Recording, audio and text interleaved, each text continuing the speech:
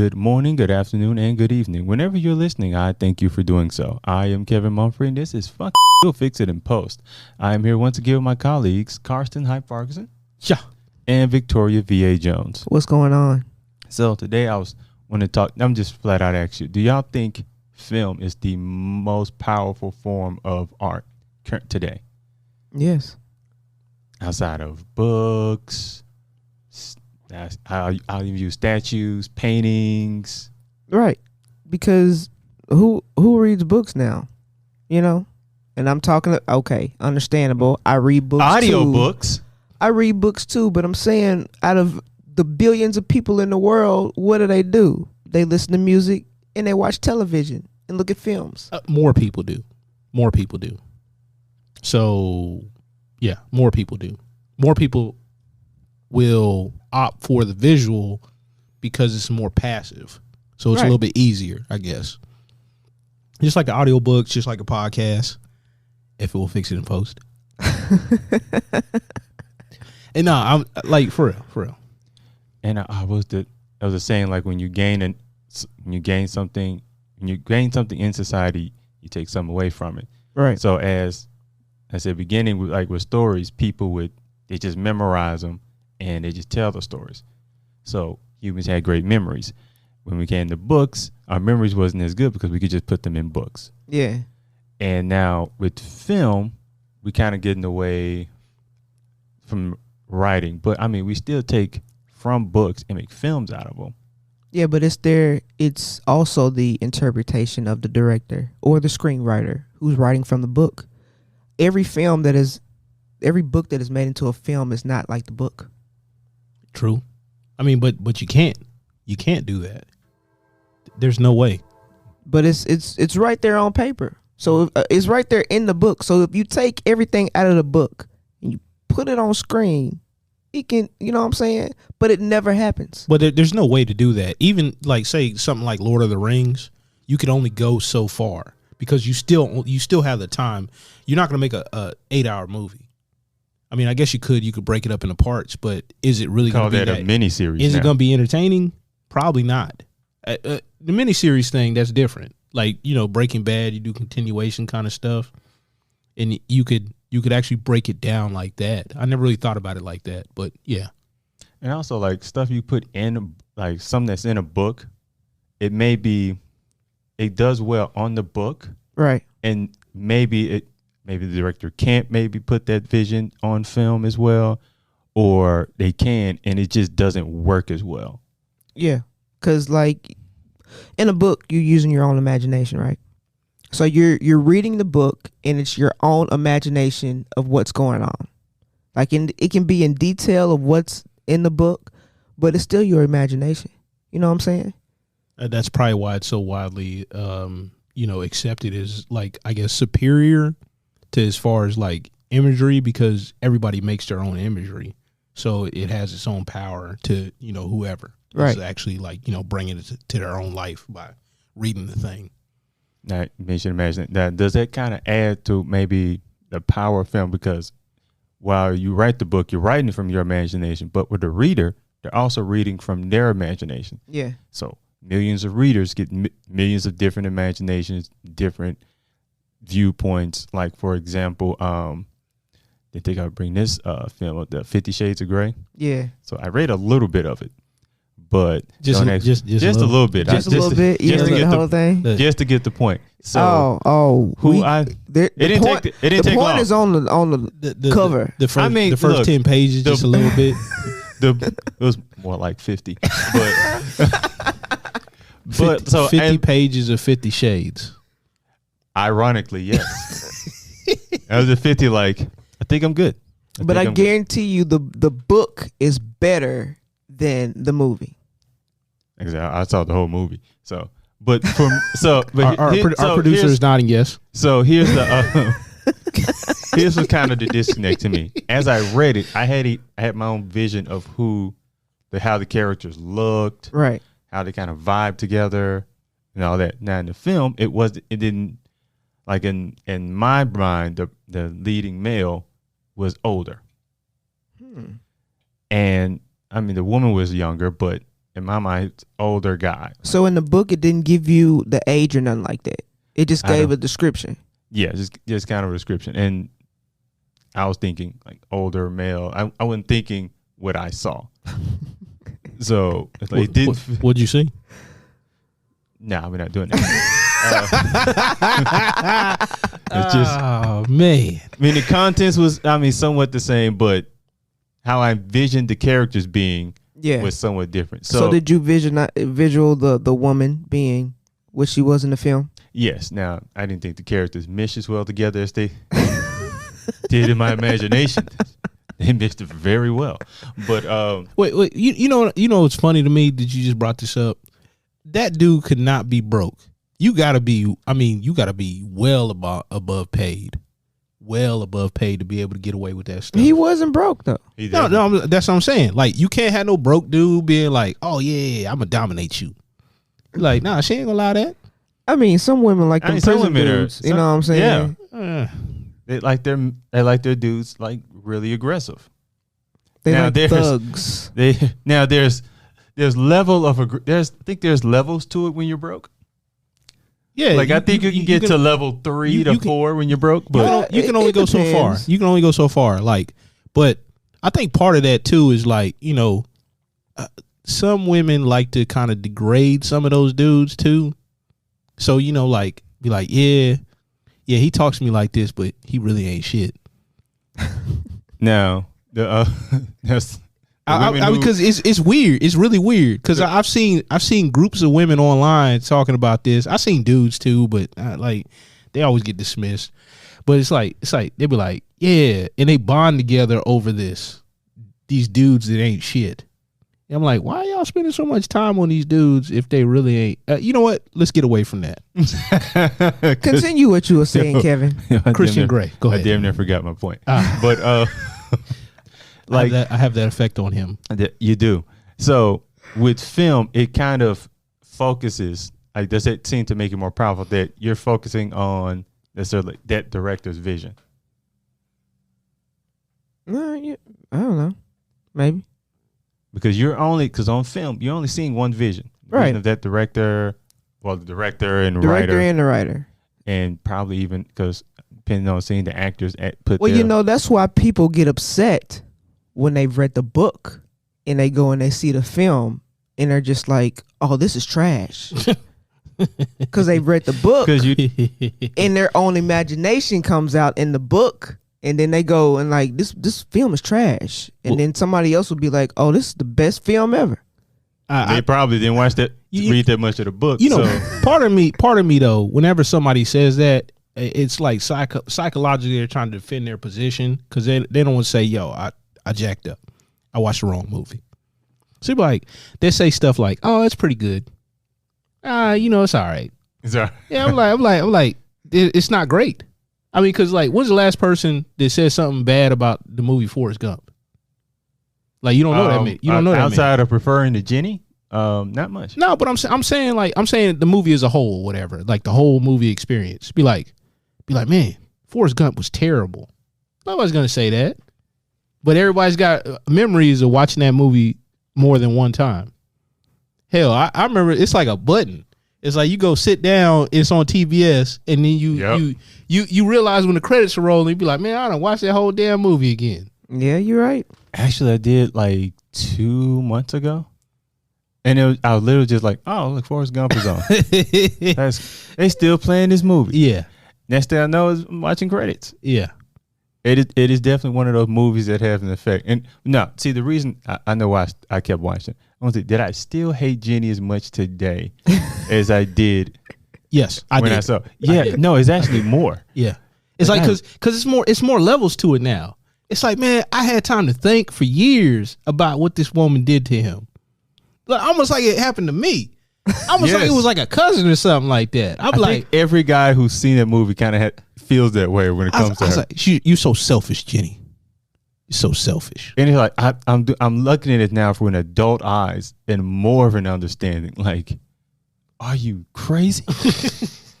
Okay, but Yeah. at the same time, you can blame stuff on Jenny, but you also gotta put some stuff towards Forrest Gump away. Oh, really? Just Really? a little bit. Really? Just a little bit. For For loving her unconditionally? that's foolishly being in love. I mean, I've done it before. Yeah, being foolish in love. But Forrest Gump wasn't the most altogether character mentally. Okay, I didn't I'll want give you to. that. I didn't want to say that. So I'm saying like who's really taking advantage of who? I mean, in the movie though, he came to his senses. And throughout music and all this stuff, we had people to say certain stuff, and hey, okay, let's go. Bill Withers, keep on using me until you use me up. That's a volunteer right there. I say Man, I skipped that song. not the very smartest of volunteers, but he volunteered for that. What? Forrest Gump, he didn't volunteer for that. Not all that. No, I'm trying to go back to this song. Yeah, that's the lyrics. Yeah. He said, "Keep on using me until you use me up." He's like, if it feels this good getting used, just keep on using me. I feel like he was referring to something else, until you Right. use me up. I feel like he was referring to something else. But I mean, whatever. Whatever. No, but he's talking about the whole thing though.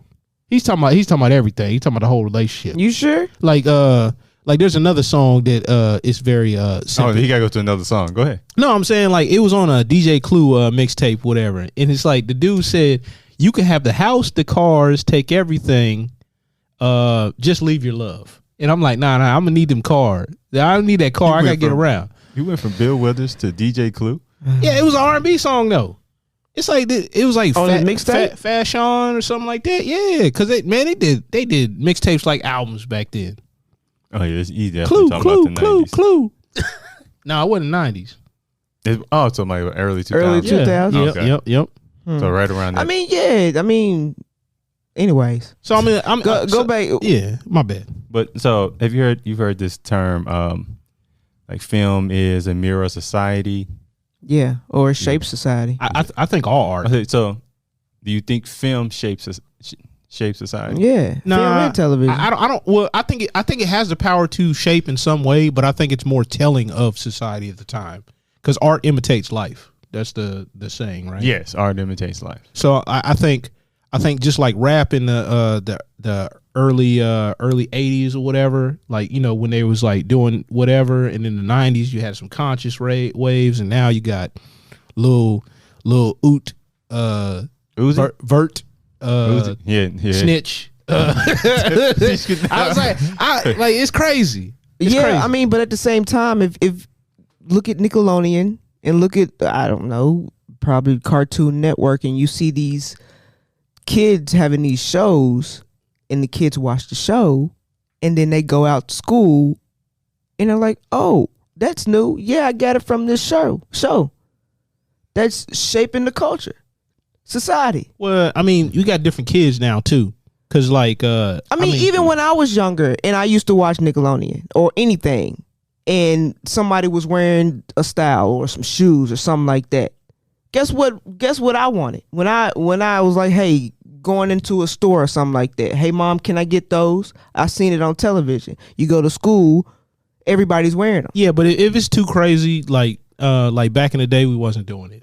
If it's too crazy, you ain't I doing mean, it. yeah, but you have to think about it. It's I would say television shapes it. I would say more influence than shape. I mean, yeah, it has influences. I say now it has more power to shape because people are wanting to be more like the people they see.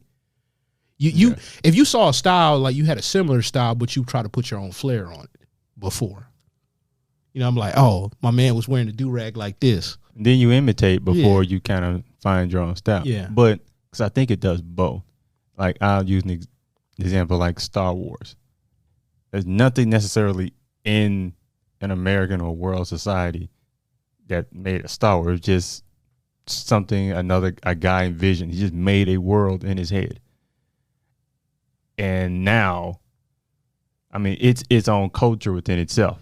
Or you have these little Star Wars, Star Trek battles or whatever. It's like it has created its own culture. Mm-hmm. Marvel. Now, I mean, you can say it's based in like certain actual cities. So I guess you can say it could feed into it, but it's built its own universe within just basically some Like, who's thinking of a spider that's flying around New York City with webs?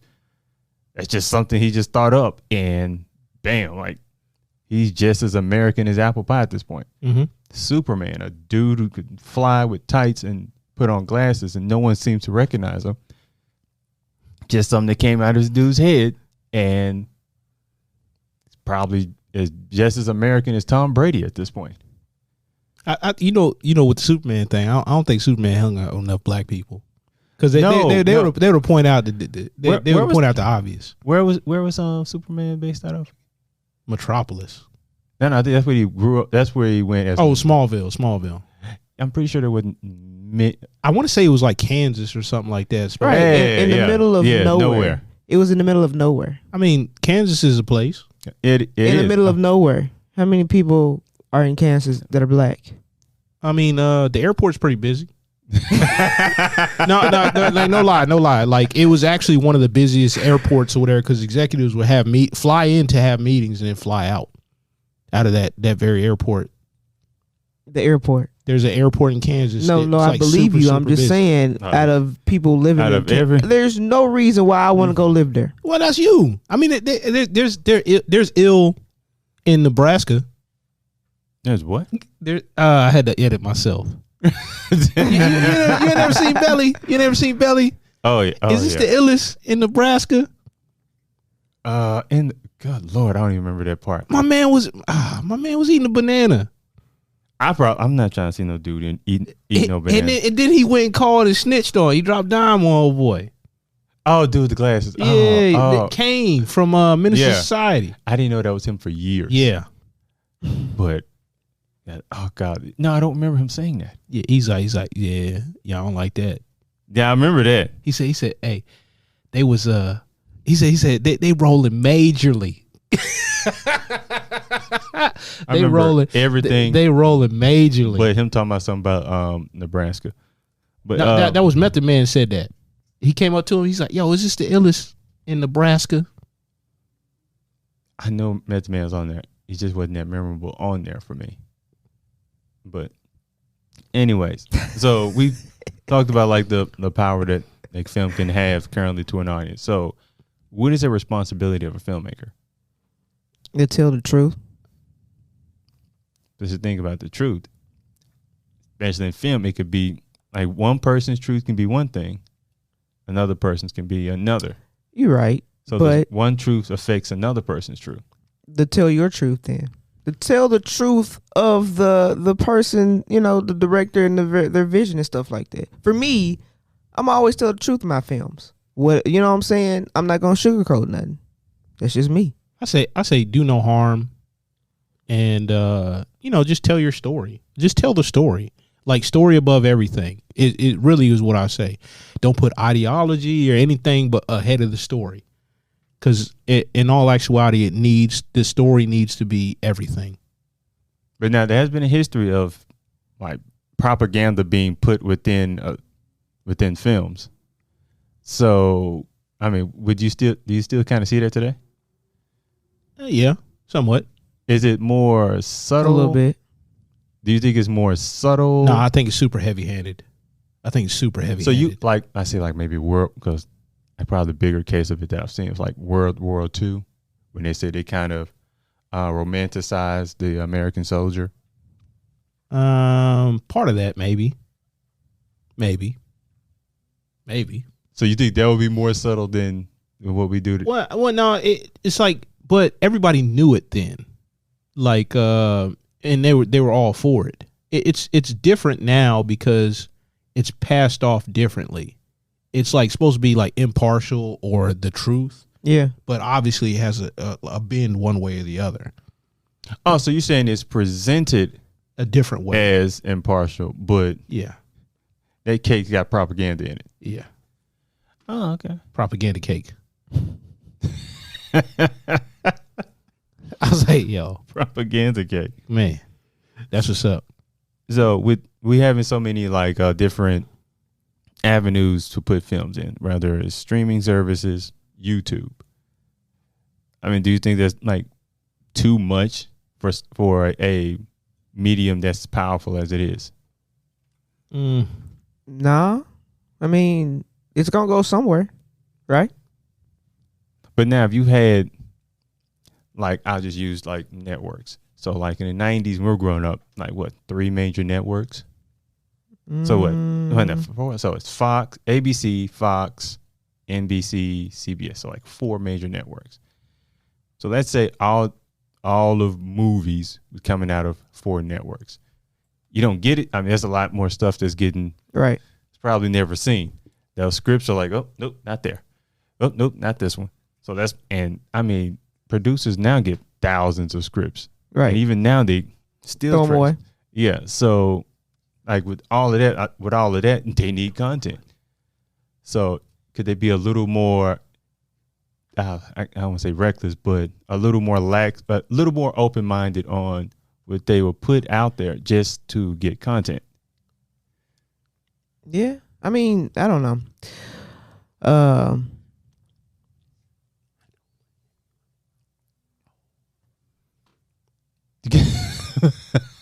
So, you know what I'm saying? It's like, so if you're more open on what you're putting out there, could what you put out be, let's say, detrimental? If you're more open to what you're putting out, as far as, because let's say a certain violence that you probably wouldn't have aired maybe in '93. Oh, back in the 90s, you know what I'm saying? Things were much more real in the films. Like now they like sugarcoat it. So you think they sugarcoat it? Right, So yeah. okay, real and how so? Meaning it was more, you had more. You know what I'm saying? You watch an action movie. It was more grit and grime than it was now. See, it's weird for me because when I watch action movies, like in the past, like, and maybe I'm just looking at really technical, Yeah. the fights look more of a dance. Back in the 90s? Yeah. Outside of like, not Steven Seagal, but Van Damme. Yeah. Outside of like a him or the Bruce Lee, and then with Bruce Lee, he's so fast. It's like, I don't know if he really hit you or Well, not. he had to actually slow it down. They talk about that several times, like a lot of directors. Wait, so did they slow it down within the film, or was he slowing down? They had to slow him down to be on film, especially then. They didn't have the technology for all that. You actually got a good point. Yeah, but if you think about it, the films back then, and I'm not talking about like early 90s. I'm talking about like mid to late 90s, right? So if you look at those films and you look at the films now, it's just those films are more realistic to me than they are now. Yeah, well, they did a lot more practical, and it was all story. And like sometimes I guess we can get kind of lazy with the digital stuff. Right. That's like Jurassic Park. The 1, 2, and 3 of the first Jurassic Parks were way better than the ones they just put out. Yeah. So you think that it was centered around story? like the technology, you think it hinders the story? I think it can. I think, well, actually, I think it can actually hurt the director because maybe they'll lean on that instead of doing the story focus. Right. Being so having, I guess, so much on one hand, and you kind of don't look at the other hand. Yep. Like, it has so much power, and like when you got a powerful weapon, you just kind of want to say, you got a big hammer, you just want to hit that hammer. Yep. And to a hammer, everything looks like a nail. Oh yeah. So, sorry, I lost my point there for a little bit, but actually, let me move on to my next point. I feel like I'm gonna go somewhere that I'm gonna regret. Kevin don't want to talk about getting nailed. Yeah, I Like that right there. Hey, look! I'm wearing my shirt. I'm feeling good. So Look, okay, can you see it? You see it? so okay, what would you say? Just kind of like growing up for you all. So, what would you say film would be impact as far as culturally for you? Man. I was like it's weird because my dad watched westerns and my mom was a sci-fi. My person. grandfather watched the westerns. So for me, it was kind of like I would have to find what was in the middle, right? So New York Undercover would be your middle.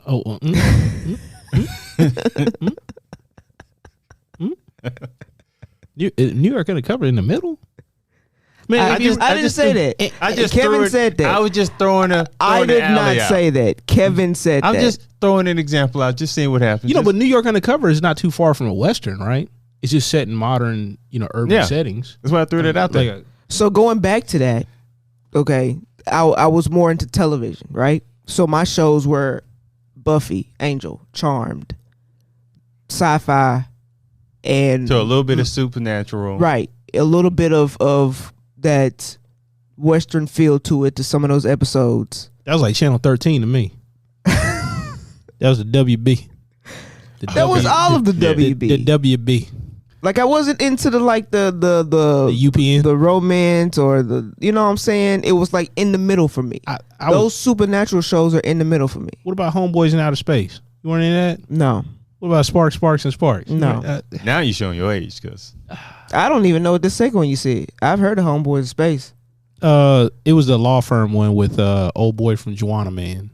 okay. and James Avery was the dad. Yep. That went. And it was like I don't think they played as many episodes for you to even remember the it. two brothers and like I watched the same episodes over and over again because it was in syndication for a while. How many episodes was it?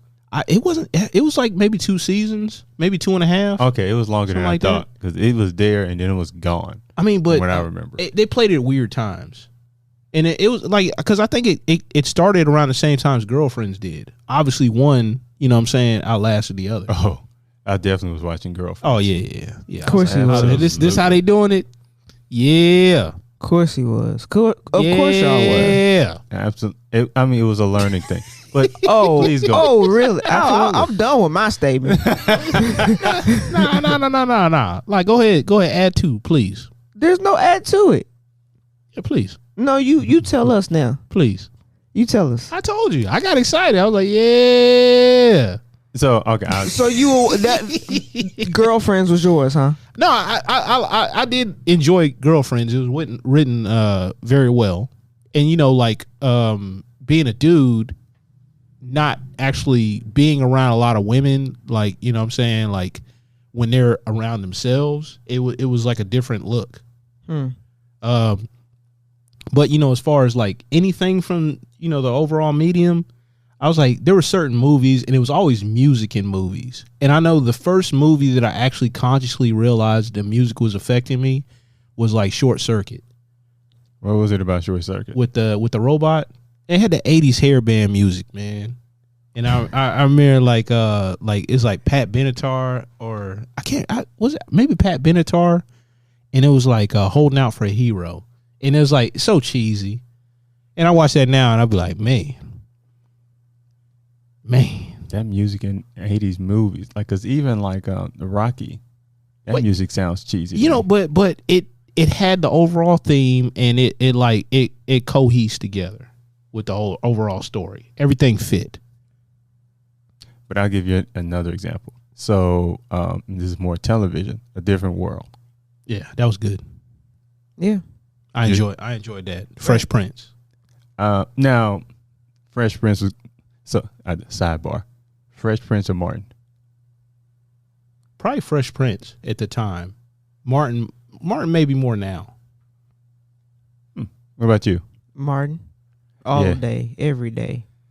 I can watch some, and I like Fresh Prince. I can watch maybe a few seasons and certain episodes I like, but You're I not can gonna watch enjoy it like you are Martin. like remember when Martin's been fighting that raccoon or whatever?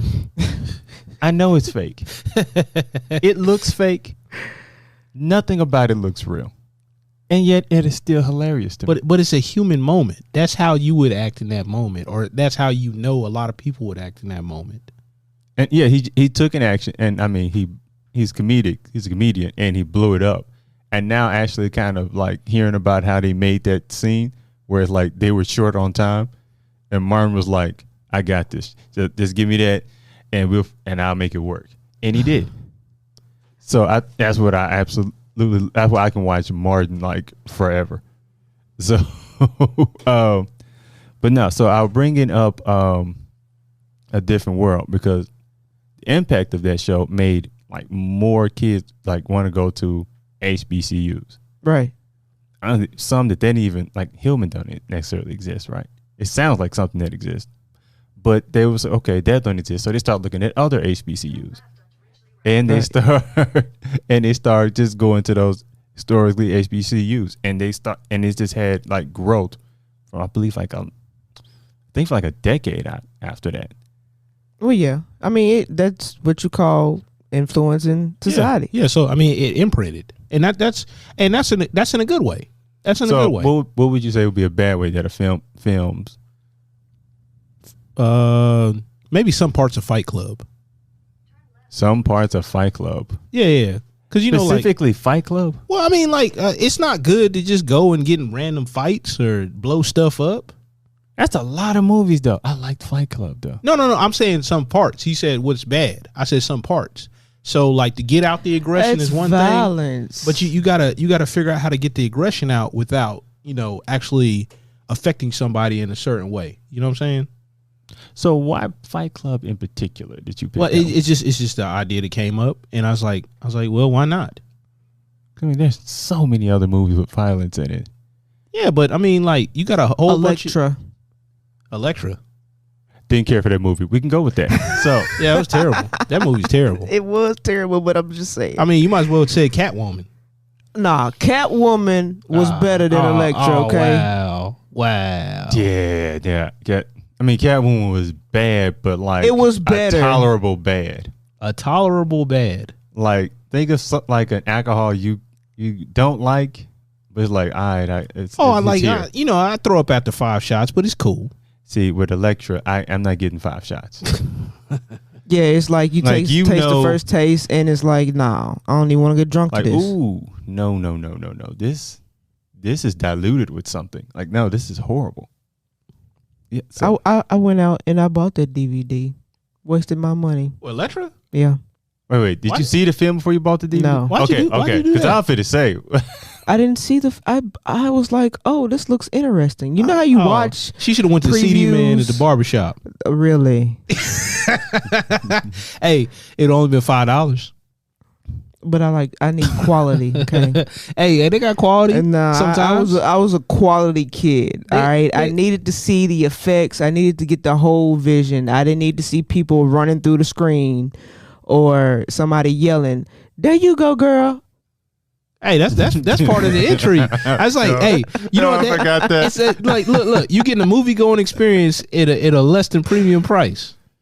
Man, but I didn't like the movies that much when I was in there with people who yelled at the movie. Watch out now. That is the best way that I could describe the Electra, less than premium. But another aspect of culture I wanted to get into, romance. So let's say somebody doesn't necessarily know how to even talk to women. The wrong thing to do is look at a film. Yes, it is terrible to look at rom-coms and all that stuff. That is the wrong thing. Because that's what I was going to get at. So why would you say it would be so wrong to do it? To look at a rom-com. Okay, so one, you're probably not 6 foot whatever tall, and not witty or rich like Ryan Reynolds, because I know he's been in a bunch of them. So was he rich in all of them? I'm just talking about like in the movie. No, I'm saying in real life. I'm saying so like in the movie. Yeah, you look at the movie, but the people they're going to see the Hollywood star guy. That's what they're going to the movie to see. And I'm like, you don't have any of those attributes, so I'm pretty sure it's not going to work out for you the same way it works out for him. Plus, they wrote the movie like that, right? So it's going to work out for him, right? But I'm saying like. You're saying, Hollywood star, people are looking at it to look at the story to see how you should talk to a woman, right? Yeah. They shouldn't be. But I'm saying people do that. They do that. Because you're going to take a base from somewhere. People look at a lot of stuff. People used to look at Jackass and repeat that. Yeah, they were jackasses. Exactly. Yeah. God, wait, social media wasn't big. No, thank God social media wasn't that big back then. It wasn't big. I mean, YouTube was big. I mean, then, though, right? wait. We walk. It was just Wait. starting. We're It was walking fledgling. on. They're walking on crates now. So Fledgling. the effects live on. Obviously, the crates do too. Because I'm like, how you get all these crates all of a sudden? Then They just like appeared out of nowhere. Just like you can buy them. there's like a warehouse full of crates. Yeah, Yeah, because 'cause I I'm was like back from the 80s, they couldn't get rid of them then, so they brought them they back out still now. use crates for what reason? I don't know what. Milk crates. I don't know what they use them for now. Because I mean, that's what they. I mean, like I don't see any DJs with a bunch of records rolling around. I mean, my homeboy puts his record in crates. Wooden crates or milk crates? Because those were milk crates. Yeah, Because I seen the wooden ones. Like I'm not talking about the wooden ones. I'm talking about the milk crates. I'm like, I don't know where you get milk crates from. we went from romance to milk crates. People ain't man. Look. I'm lactose. Oh my No. goodness! Half What else is in your tolerant. notes, Kevin? I want to throw it. So you saw the movie Love Jones, right? Yes. So you saw when he recited this poem to Nina. That is so Hollywood. Toxic. but you don't think dudes were trying to write poems? They to the probably was, and them girls were looking at them like, yeah, we didn't really. "What is you doing? Like, what is you doing?" I think back then it was a little bit more acceptable. Now, like you get people be like simp, simp. I don't know. I think women still like it. They like who do it better than. Yeah, I mean, like it really depends on. But the who, it's also not the way what. you do it. Like, I wouldn't mind having a poem read to me, but it's the way you do it and how it comes across. I said I wouldn't mind. No, I'm just looking at you. I said I wouldn't mind. I'm just looking at I'm you. just imagining someone reading you a poem. Roses are red, violets are blue. I wrote But- this poem. but it's the way Just you for- do it. You. No, you can't do it that way. No, nope. That ain't Yeah, how it's no. you got the snaps. I'll really kick you out then after you snap. Oh man. Okay, but before we wrap this up, I just wanted to kind of bring up that we've been doing this podcast for about a year now. We started in a little bitty office, and in a year's time, we're in a studio now. Studio. Complete studio. And Yay. guys, yeah, a round of applause yourselves. for both of you. It's- And also to It's our every anniversary. single person who has been a guest on this episode. We want to thank you for coming on here and telling your journey. Especially all the single ladies. Oh, All the single ladies. All the single ladies. really? So, guys, as far as moment, what was your favorite moment?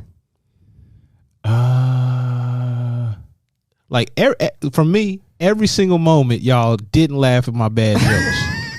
So that was a lot. That was my favorite moment. I was like, That was your like, favorite. Why was that your favorite? I don't know, man. It's just like the faces y'all made. It was amazing. I can't. I definitely Well, cannot. now have people can see us make these faces because they couldn't see us at first. But I want them to just listen to the joke and look at our faces whenever he does that, Hey, look. and they will understand. Look, it's gonna work better online than it did in person. I promise. What, our faces or your jokes?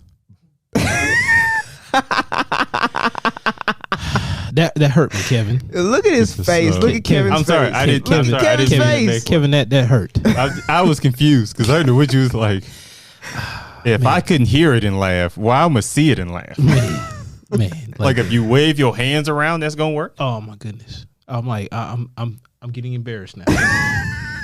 Kevin, Now we're at this point. what was your favorite moment? We have company now. Okay. I'm trying to. We had Caleb. Caleb was kind of fun.